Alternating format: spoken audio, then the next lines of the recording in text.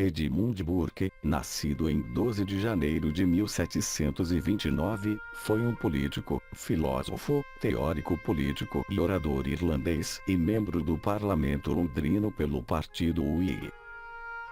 Sua principal expressão como teórico político foi a crítica que formulou à ideologia da Revolução Francesa, manifesta em reflexões sobre a Revolução na França e sobre o comportamento de certas comunidades em Londres relativo a esse acontecimento, de 1790. Advogado, dedicou-se primeiramente a escritos filosóficos, entre os quais destaca-se o Tratado de Estética, investigação filosófica sobre a origem de nossas ideias do sublime e do belo. O livro atraiu a atenção de proeminentes pensadores continentais, como Denis Diderot e Immanuel Kant. Sua participação na política interna inglesa foi igualmente relevante. Defendeu a restrição dos poderes reais e introduziu novos conceitos constitucionais referentes aos partidos e seus respectivos membros. Burke é ainda lembrado por apoiar causas como a Revolução Americana, a emancipação católica e o impeachment do general Warren Hastings da Companhia Britânica das Índias Orientais. No século XIX, Burke inspirou tanto conservadores quanto liberais. Subsequentemente, no século XX, Burke foi amplamente reconhecido como o fundador do conservadorismo moderno. Iniciou sua carreira política em 1761 como primeiro secretário particular do governador da Irlanda, William Gerard Hamilton. Rompe com Hamilton em 1765 e é nomeado, neste mesmo ano, secretário do primeiro-ministro e líder do partido Whig, Hopkinson. Foi depois eleito para a Câmara dos Comuns, onde tornou-se conhecido por suas posições economicamente liberais e politicamente conservadoras. Era favorável ao atendimento das reivindicações das colônias americanas, a liberdade de comércio, era contra a perseguição dos católicos, mas sempre defendendo o mínimo de prudência e moderação e rejeitando o culto ao progresso característico ao iluminismo. Chegou mesmo a denunciar as injustiças cometidas pela administração inglesa na Índia. No entanto, não podia aceitar facilmente os excessos da Revolução Francesa de 1789, expondo tais críticas na obra Reflexões sobre a Revolução na França, de 1790. Burke acreditava que a Revolução Francesa foi um marco de ignorância e brutalidade, acusando principalmente a execução brutal de homens bons, como Lavoisier, e a opressão do chamado Reino do Terror. De temperamento impetuoso e pouco inclinado à sistematização, Burke não escreveu nenhum tratado sobre teoria política. Seus pensamentos são expostos em cartas, discursos, panfletos e obras de circunstância. Expressa-se através de aforismos, por efusões líricas ou polêmicas, visando a maior parte das vezes a um resultado prático. As aparentes contradições de seus pensamentos têm origem nas diferentes circunstâncias que nortearam suas emoções. A inspiração, no entanto, é sempre a mesma. Em primeiro lugar, tinha desprezo aos filósofos iluministas, em especial Rousseau e Voltaire, que os denomina audaciosos experimentadores da nova moral e confusos decadentes.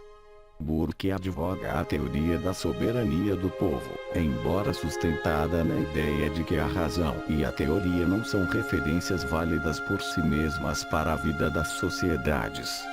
Afirma que a história é feita de um longo depósito de tradições, de prudência, de moral, incorporadas nos usos e nas civilizações, e não da elaborações intelectuais, como querem os filósofos.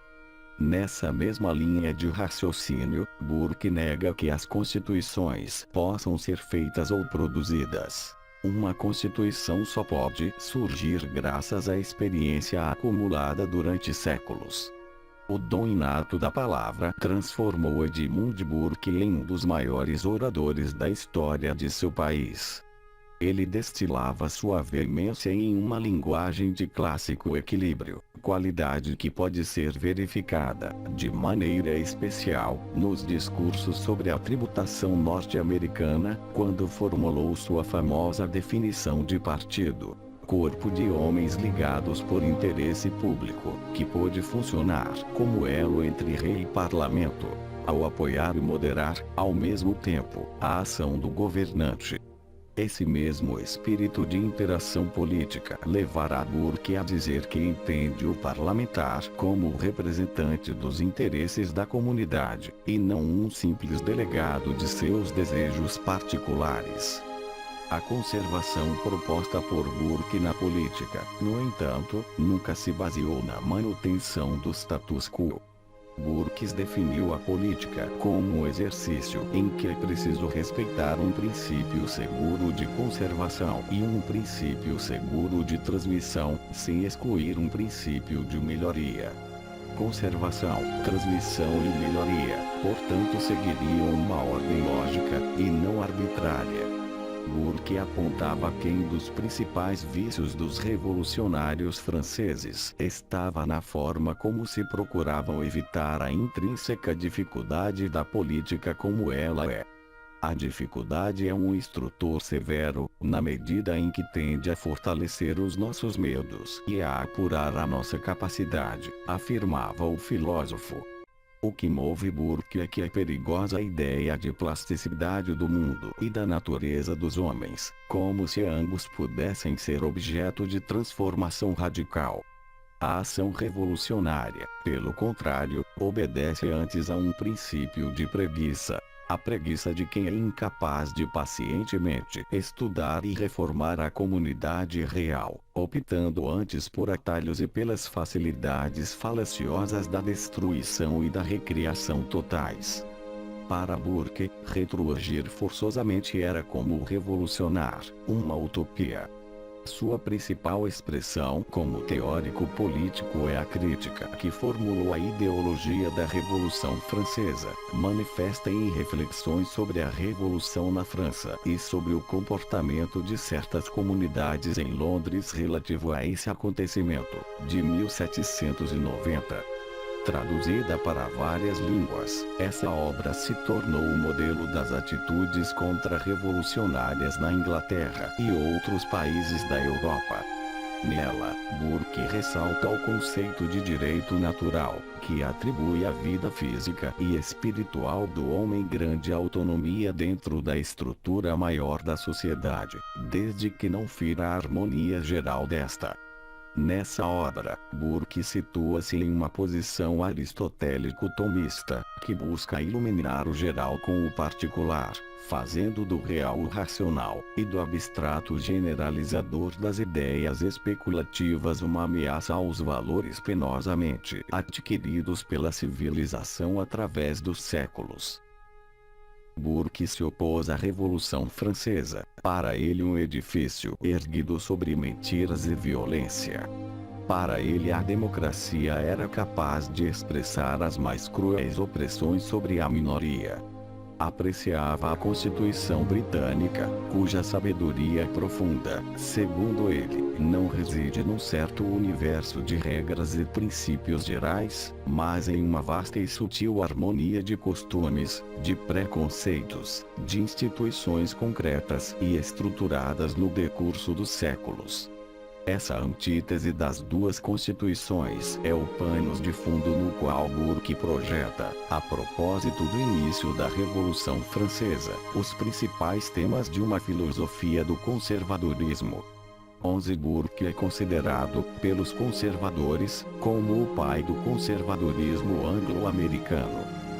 Essas ideias transformaram Edmund Burke em um teórico do conservadorismo, que postulava o crescimento orgânico das sociedades, ao invés das reformas violentas. Suas reflexões sobre a ideologia revolucionária não só orientaram de maneira decisiva a opinião pública da Inglaterra contra a reestruturação política francesa, como passaram a constituir, para o homem inglês, o senso comum da validade do status e da hierarquia.